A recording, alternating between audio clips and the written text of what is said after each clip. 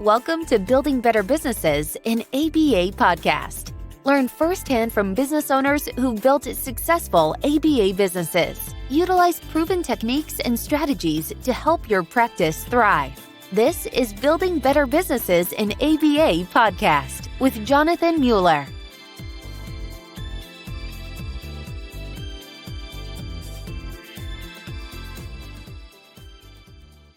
Saundra Bishop is a BCBA and the founder and CEO of the Washington, D.C.-based Basics ABA Therapy.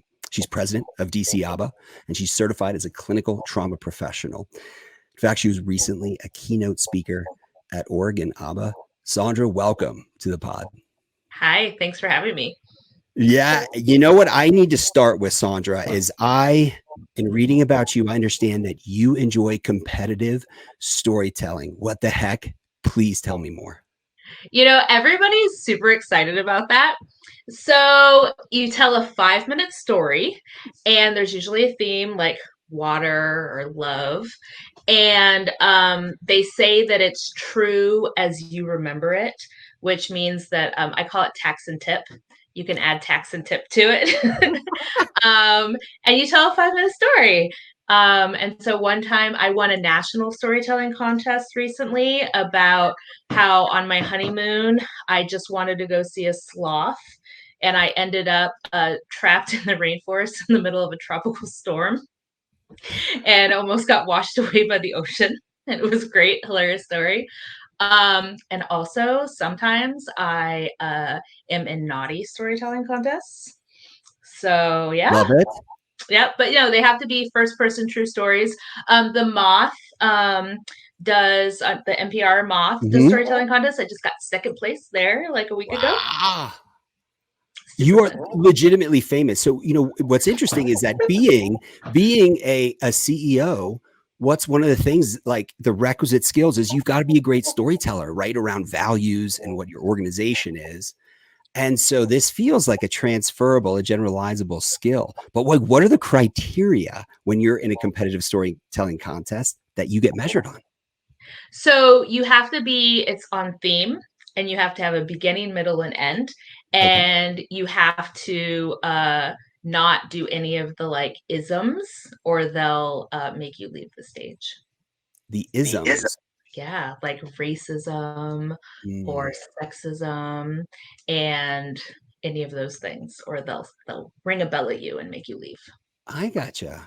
I'm just curious, how much of it is like intonation and how you tell a story versus content versus. Oh yeah, I mean, all of that matters, but when they tell you to go out, those are those things. And it depends. Like some of them have judges, and then some of it is audience voting.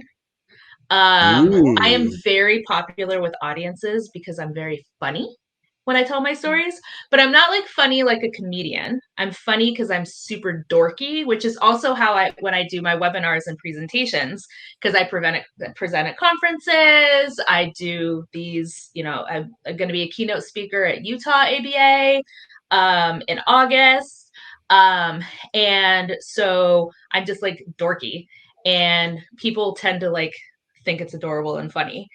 And so, yeah, audiences really like me. I love it. It's the self-effacing, right? And that takes high emotional intelligence and EQ.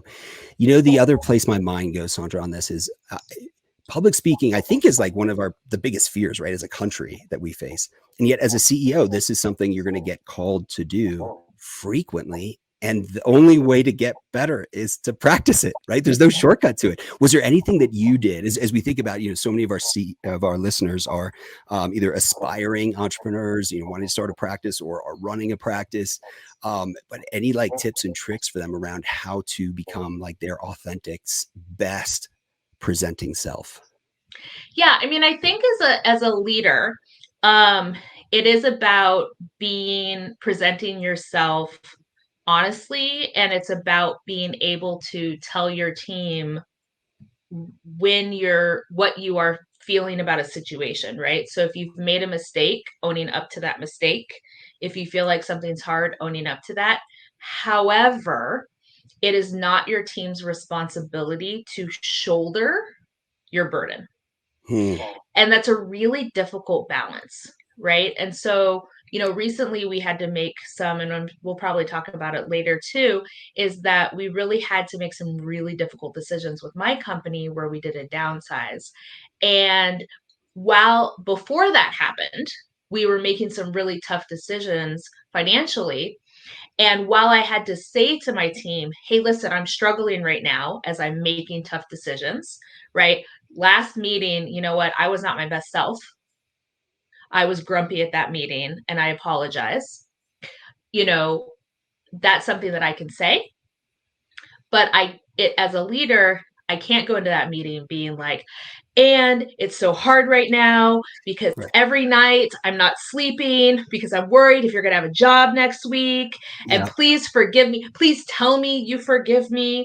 And as a people pleaser, that can sometimes be hard because I want people to understand. But yeah, so I think that that's all really important, is that you come to your team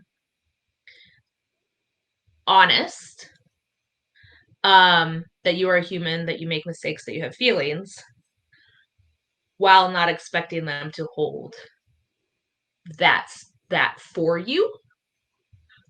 But it's a lot of trial and error to get there. It is. That's the only way that you practice and you get better. And I found, because I used to have a deathly fear of public speaking, and I'll never forget, in 10th grade, I refused to do, I was supposed to be Socrates, and I refused to do my Socrates presentation because I was so freaked out. But the only way to do it is engage in it. And I found the more I can prepare and feel confident, the easier it is going in. But what you just described about, it's like, as a leader, it's about, you can't put your burdens on your team. And I think it was it 6-7 months ago, the better.com CEO, I don't know if you saw this kerfuffle, but better.com is like this, online newfangled mortgage finance company. Well, they had to do a layoff. And so the CEO literally got everyone on a Zoom for 5 minutes to do this layoff, which is, challenging enough as is. You know what he said? He said, this is the third time I've had to do something like this. The last time I did it, I cried. It was literally all about him, and just reading that experience exactly as you described. This is not about you as the leader. This is about your team. And that applies whether it's layoffs or anything else that you might be facing. Making it about your team and not about yourself is important. Yeah. And I think, and so, to tie it back into how to be a speaker, it's that if you're not so focused on doing it all perfectly, right? It's about the communication and the relationship. That's right. I did competitive speech in high school, so it's always been something that I liked. In fact, I didn't even know competitive storytelling was a thing until a couple of years ago. And so then I was like, what? So Oh, I love it. Well, I'm super excited. I promise not to put you on the spot to do a storytelling for us right now, but I think that's awesome. Saundra, I know you're a foster parent. You have 4 daughters yourself, both daughters with and without special needs. I'm curious, what have you learned from being a parent? So being a foster and adoptive parent, and just a mom in general, is what transformed me into the BCBA that I am. I think that, BCBA, so I've been a BCBA for 13 years. And so I'm in this kind of weird place. Right before COVID, APBA did state of BCBAs. And at the time, 2/3 of BCBAs had been certified in the last 3 years. And I suspect that hasn't really changed much as we've continued to grow over the years. And so makes this a really new field, right? And so we've got the BCBAs who've been BCBA 30 years, and then we've got all these baby BCBAs. And then there's the tiny group of us who've been BCBA 15 to 10 years, right? Mm-hmm. And those, all of us were trained by these older BCBAs, right? Mm-hmm. And we're training the new BCBAs. And a lot of us are starting to realize we want to do it differently. Mm-hmm. And so when I had my first daughter, I realized that, drill and kill at a table did not feel right to me. Right? extinctions, things like that, just did not, I wasn't going to leave my daughter to cry. So why was I going to do it with a client? And then I became a foster parent and an adoptive parent.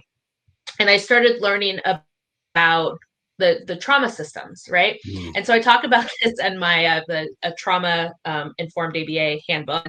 I do these keynote speeches and webinars on trauma informed ABA, and I tell the story, right? Where I say that, you know, when you do trauma system training, right? They say if a kid throws a shoe at you, you love on them, right?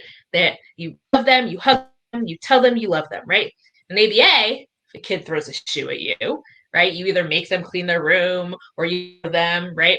Obviously, this is breaking things down to the very tiny pieces. Mm. But there needs to be a way to bridge those things. Mm-hmm. And so that's where I worked on kind of trying to develop a model, because like some kids don't stop throwing the shoes.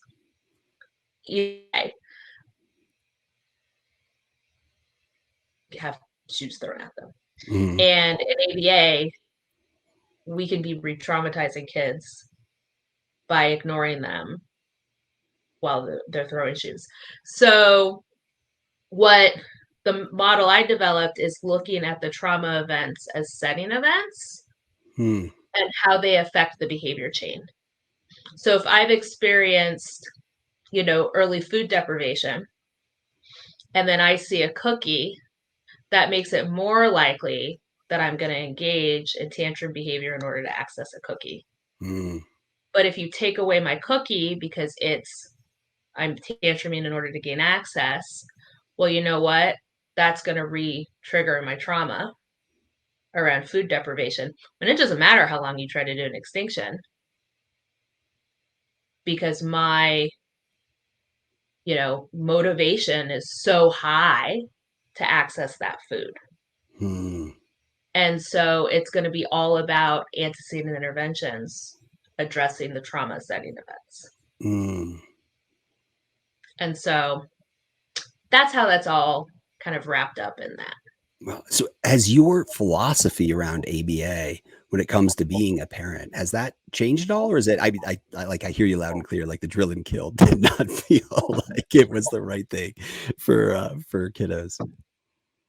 Yeah. I mean, so did my philosophy around ABA change? That's right. That And what you how, said? yeah, as you were a parent and interacting with, because I've always said, for example, like, I wish I was a BCBA because I would be a much better parent. And but that's sort of like my reflection. But yeah, has that changed at all, or did it help you be a parent? So it was actually really funny. So my 12-year-old walked up to me yesterday and she was just blah, blah, blah, blah, blah. Like all these terrible things happened to me. I'm so upset. And she turns to me and my 9-year-old walked in and she said, you know, 9-year-old, mommy is my therapist right now. I'm telling her all my feelings. And my 9-year-old looks at her and goes, moms can't be your therapist. Right, mom?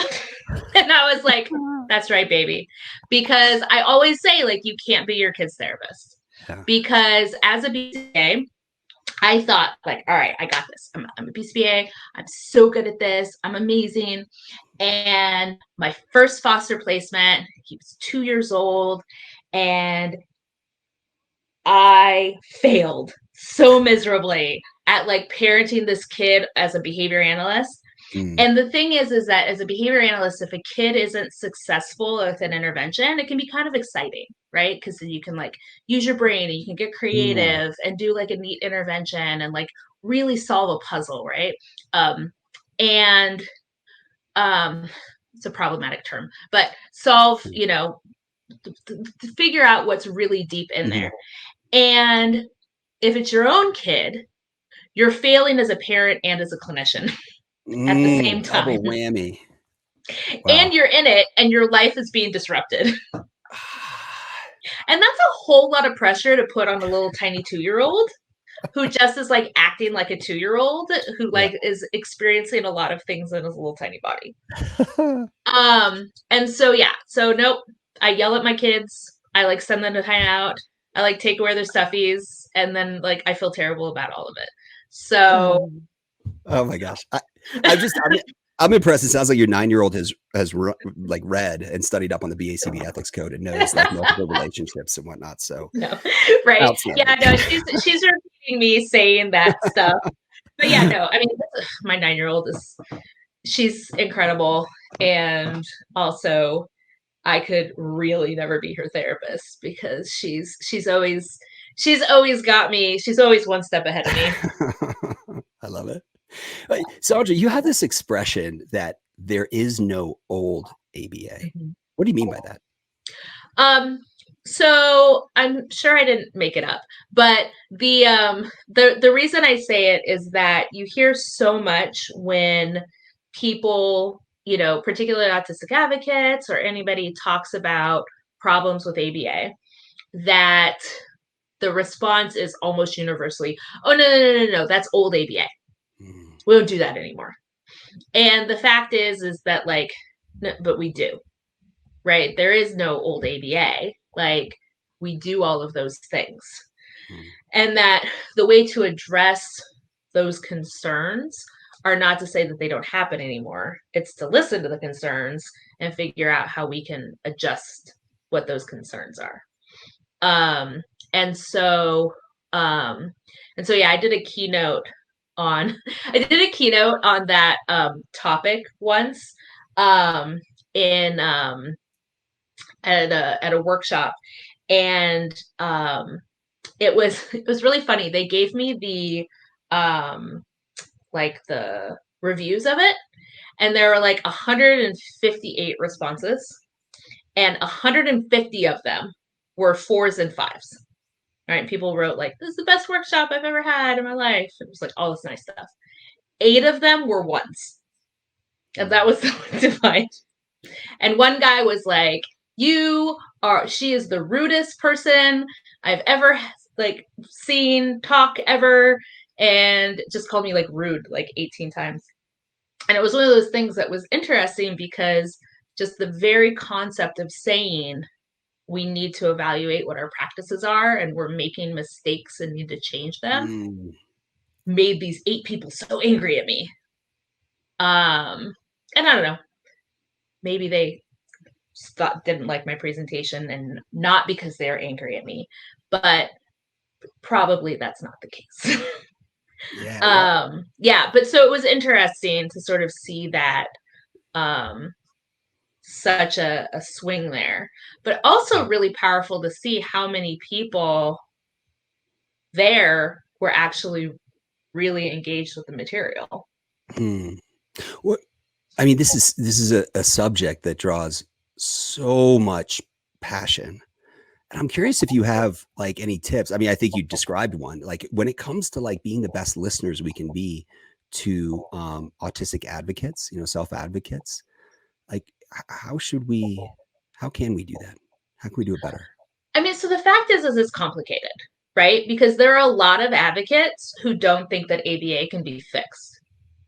And so, it even becomes complicated for me because, I was lucky in that when I first became a BCBA, Autism Speaks gave me a grant, and I'd been a BCBA for like 6 months. And so I went to the like award ceremony, and it was being protested by the Autistic Self-Advocacy Network. And I had no idea that there were people who didn't like ABA. And so that early on in my career, I met people, and that's old ABA'd them. And I, have since then, I have, some, professional cordial relationships with a few of those people. But I was exposed to these ideas early on, but I won't cite their work because I think it would be upsetting to them for me to be like, this person hates ABA, but let's use this example from their anti-ABA article about how we could be better. But their concepts, right, these arguments against us are I think we can take from those and apply them, because I do think we can be better. And I think a lot of these problems people see can be adapted and improved. But it's complicated because there are autistic people who don't think that's true, and I don't want to tell them they're wrong. And there are plenty of autistic people who think that things can be fixed. There are autistic BCBAs, right? There are, Facebook groups that are with, autistic people and holistic practitioners who are trying to improve. And some of those people are even like begrudgingly there. But that is something that I think is a complex thing, because I spend a lot of times in those anti-ABA spaces, just listening to what the arguments are and bringing them back and applying them to improving my programming. Well, that sounds to me like very self-reflective, and that's a high EQ thing to do.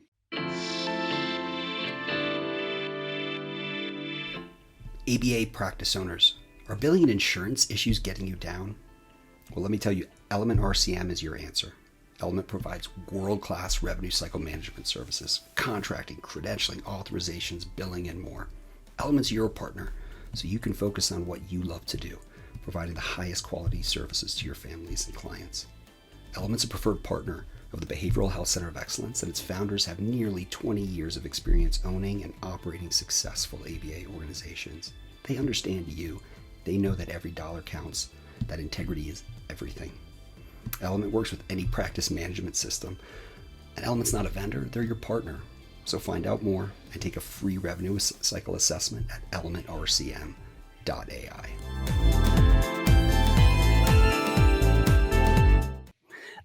And I coming back to the, you've written a trauma-informed behavior management handbook, and you're certified to give trainings. And as you mentioned, you've done keynotes. Like, what inspired you to write the handbook?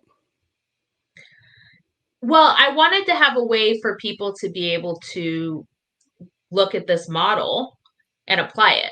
Because, I mean, I just sort of explained to you this like cookie line, right? And it's so basic. And it's our science laid out, and it's a way of looking at trauma within our science. And there's still so many BCBAs that are like, we don't do trauma, or all we do is automatically trauma informed. We don't need to do anything extra. And I just think that it's such an easy way to look at it and break it down. Also, we need to do more setting event interventions anyway. And so this kind of puts that out there. And so I just think it's a really, really great resource. And I was doing these trainings for a long time, and then people kept asking for a physical resource for it. It was interesting. COVID obviously was terrible, but COVID gave me a platform that I didn't have before, that I was presenting at conferences. I was, doing, some remote things, but all of a sudden I had access to the whole country. And BCBAs saw firsthand trauma. They all of a sudden saw what was happening to the students they were working with, to themselves, and they were like, oh, I guess this thing is real, and I need to figure out how to help the kids I'm working with. And, and there was like 1 week, like a 2-week period where I presented Tennessee, Oregon, and Florida conferences all remotely. And I wouldn't have been able to do that in person. Wow. And so those all led to, this being able to get out and discussed. But yeah, I really love this handbook. Right. How is the world going to look different if we get trauma-informed training right as a field? I think that we, as a field, really run the risk of creating kids who are at risk for abuse. I think that is our number one risk for our students. is creating learned helplessness and creating kids who are vulnerable for abuse. I think a lot of our kids enjoy the sessions. I think a lot of people aren't doing big, long extinction bursts, things like that. But I think that we are at risk of creating, situations where kids won't say no to touch and kids will blindly comply. And that when we do trauma-informed work, there's a heavy, heavy focus on self-advocacy, on saying no, on asking for breaks, on denying touch. And so aside from like not traumatizing kids, right? Like it's a big deal. I think that that's an important side effect of it. And in addition to the fact that the term, right, the universal trauma precautions, that there's assuming that anybody has experienced an adverse event, the worst case is you'll accidentally reinforce somebody crying to get some love, and then you can teach them to say, give me a hug instead. Powerful. We'll certainly drop a link in the show notes to your handbook. And are there any other resources for an ABA practice owner who's interested in learning more about this that you recommend? Yeah, so Dr. Hanley has his work, which is different than what I do, but it's still, kind of in the same, gentle ABA stuff. And then Dr. Camille Kulu has her stuff, which incidentally, we were kind of working on it sort of at the same time and came to very similar conclusions. And her focus right now is on, she's got a really cool assessment tool called Safety, Safe-T, which is a really neat trauma assessment tool. That's powerful.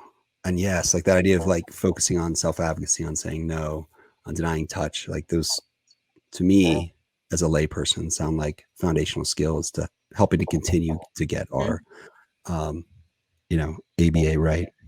Yeah, we don't have any kid, like we try not to touch kids at all in our practice, but no kid is required to let us touch them. We ask permission for touch, and if the kid can't talk to us, we'll ask them anyway. And if we do have to touch them for some reason, if they pull away at all, we remove all touching from them. Interesting. So for like a 2 or 3 year old who gets super reinforced from tickles and like that's do any tickles. Yeah, gotcha. Yeah. But if a kid likes deep squeezes or something like that, we'll do that, but we'll always ask first. So it's all affirmative consent. Gotcha. But we don't do tickles because tickles are like fair enough. Creepy. Well, Saundra, you've led Basics ABA Therapy, the organization you started for 12 years, I think almost as long as you've been a BCBA, and through both good times and challenging times. Tell me more about the Basics journey. So it's been 13 years now, as of May. And I started it with a baby on my back. I started it right when I got my certification. In fact, I stopped in the middle of my test to go breastfeed my baby, my exam. Yeah, I didn't want to have to work on somebody's schedule. I wanted to be able to work on my own. And for those first 5-6 years, it just kind of doubled each year. And so it went at a good pace. And yeah, we were really successful. We started, we had an inclusion aftercare. We had in-home ABA is what we mostly did. We ran an inclusive enrichment program where we had art and sports and things like that. And then COVID happened, and all of a sudden I was working 12 hours a day at a desk with no control over my schedule anymore. Mm, And we went from like 500 hours a week on our schedule to like 170 or something. And we our aftercare shut down because the school shut, and our enrichment program shut down because the school shut down. A lot of our families were in like multi-generational homes, mm, so they stopped services. A lot of our staff were in multi-generational homes, so they stopped services. mm, um, and so, but we were able to get a bunch of the like PPP grants and stuff. And so right. we were able to bring everybody back doing like administrative things and things. So Mhm, we were able, and then we like innovated, and we did like a in-home, like we call it fire pods. And so we like did the like support thing with the kids doing their online school, and we had 65 staff, and it was like mm, ridiculous. And we got so remember, we were at 500 hours and we got up to 600 hours. And then in September, everybody went back to school. And so mm, all the daytime kids went back to school, and we dropped to 180. And then we were never able to grow back up. mm, And I had spent 2.5 years not seeing my kids. And I am about to like finalize a divorce, which is lovely and wonderful, but I wasn't going to be able to keep my house mm, because I can't refinance my house because I'm not making any money off the business because we're in debt. And so um I like had to make the choice because I need to keep a house. And so which is awful, right? I've run the successful business for 13 years, that we had to lay off about 20 people. And so now we're mm. down to 4 therapists. Oh, And so that was really tough. But somebody gave me a gift, and they said to me, because I was just like, I was so upset. I was like, I should have what if I just shut everything down before COVID, or when COVID started, and I could have just spent the time with my family, and I wouldn't be on all this debt and blah, blah, blah, blah, mm, blah, blah, blah. And they said to me, Saundra, you kept people employed when there were no jobs. And now there are jobs. And I think that was a real gift that she gave me to say that to me. oh, it's so powerful. Right? Yeah. But the fact is, though, is that it was still a smart business decision, Yeah. because I am now back to making money. Mhm, Um, I now have time to work on this handbook, to present at conferences, to do these webinars. We're still providing excellent services to the kids that mhm. exist. Um, and I'm not spending 12 hours a day worrying about how to grow the business and make money. Yeah. What you described, this is like this is the super hard work that entrepreneurs, small business owners go through. And and that doesn't get talked about. I'm Mhm. curious, like, what did you learn leading through challenging times? I think that at some point I had to decide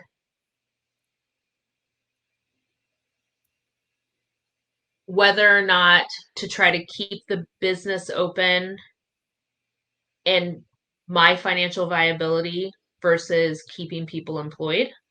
Mhm, And when that happened, that pivot became difficult for people who were used to me being focused on keeping people employed. mhm, Um, and it was a very difficult point for me to get there. And if I had done it sooner, then maybe the finances would have worked out differently, mhm, because I ended up keeping a big team um, that was expensive, but mhm, also they're my team, right? And so I mhm, think that and also, like, I'm a woman, and so It's, how much does that come into play, right? As far as like, the expectations of me as a leader to be nurturing, and whether my team expected me to care more about, people being employed versus, the financial aspects of it. But yeah, but I do think that that's something to consider, is that when you've lived your values for so long, right? How to balance living your values and then staying viable when things get really hard, and how to balance those two sometimes is difficult, because we've always been a company, like when we were tiny, we still offered benefits and we had higher pay. And then it was like, okay, well, either people have jobs or they have to get paid less. And then that sucks because you don't want to pay people less. But, costs were going up and insurance rates weren't, and hours were dropping because kids were back at school. And so, yeah. So I don't know. I feel like I'm rambling a little bit on that answer. Because it's a little bit hard to like capture that, like, it's like an essence. There is an essence. It's also like, as an entrepreneur, small business owner, you're wearing these different identity hats of being the small business owner, of being, of being the provider of jobs and employment and wages, right, for people. There's like a hat around running like a great clinical practice, and those can be really, really hard to disentangle, especially as macro challenges present themselves. Yeah, and people want to like bring things down to like a meme that's like, well, if you can't pay people a lot of money, then you can't afford a business. And it's like, no, like 6 months ago I could afford a business. It's like, That's for right. this just like 6 months, we Yeah. can't afford all this extra stuff because of the way that like exponential growth works. Yep. Like, you have your expenses and then you have to have a certain amount of profit above your expenses. We don't have that top part That, right now. that's exactly right. We can't run organizations or this world on memes as much as social media would Yes. help. Don't get me wrong. I love a meme as much as the next person, but life is not that easy. Saundra, what's one thing every ABA business owner should start doing and one thing they should stop doing? I think that both getting out of the weeds and also knowing what's happening with each of the departments. I am a very much in the weeds person, and it wastes a lot of my time. And so I'll spend a lot of time like wanting to be in every meeting, or trying to, volunteering to like write a memo that doesn't make any sense for me to do just because I happen to like be there. And so little tasks, that little like chart that's like important, not important, Yep. urgent, or whatever. I'll do all those like not important, whatever things. I was like, oh, just write the survey. I'm like got the screen open right now.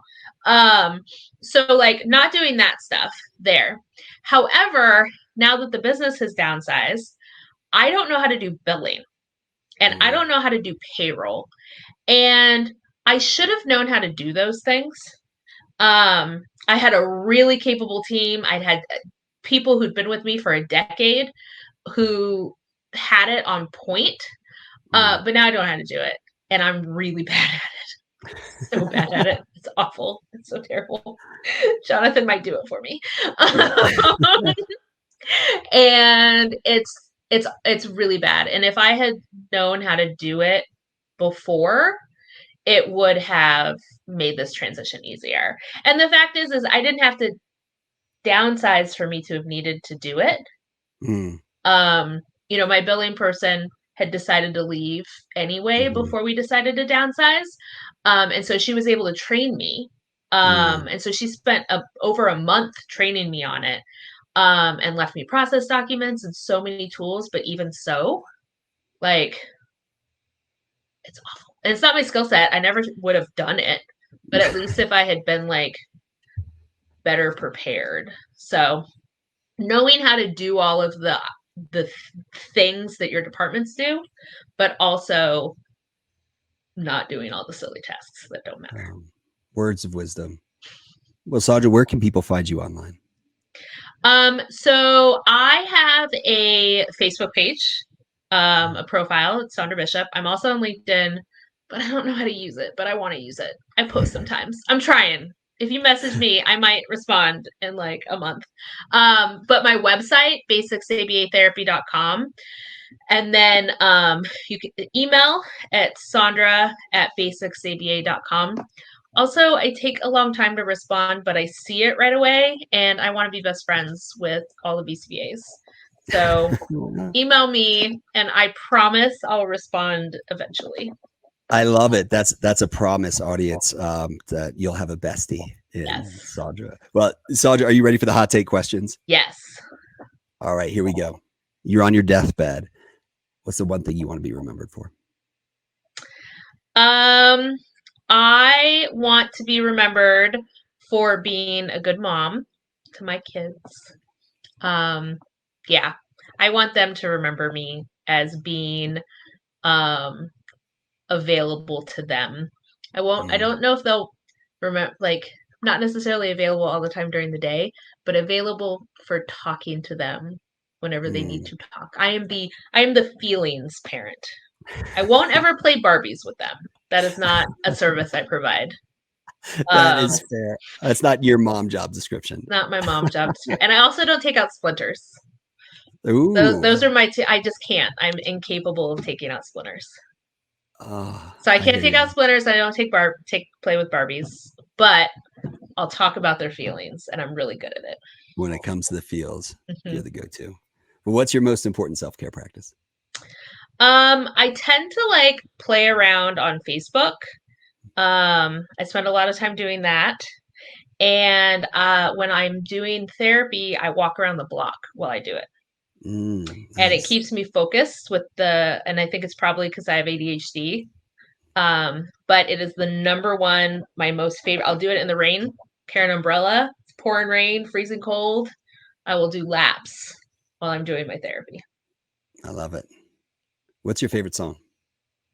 So there's the song called Perfectly Imperfect.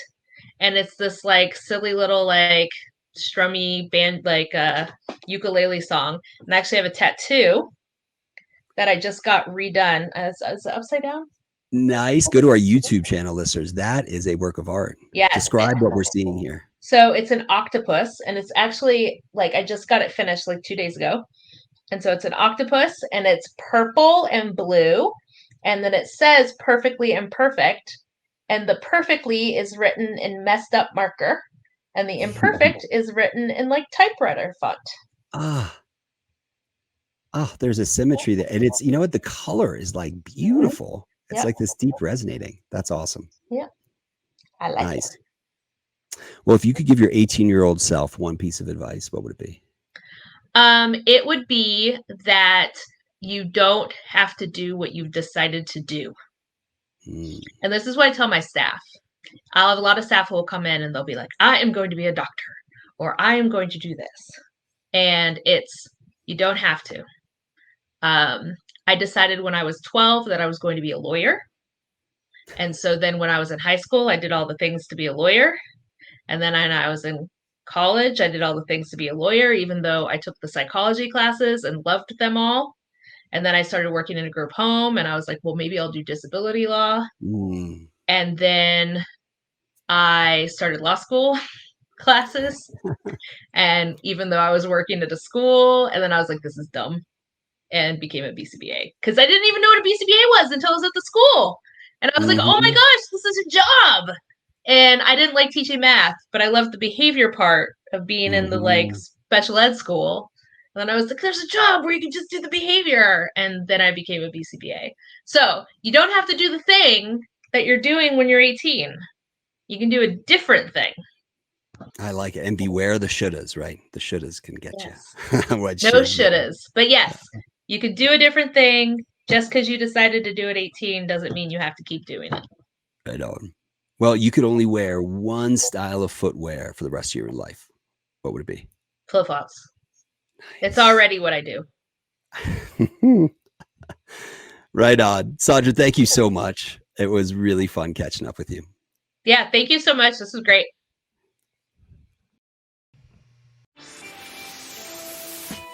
Thanks for listening to Building Better Businesses in ABA podcast. Stay tuned for our next exciting episode. In the meantime, please like, subscribe, share, and comment. We value your feedback. Don't forget to follow us on social media at elementrcm.ai.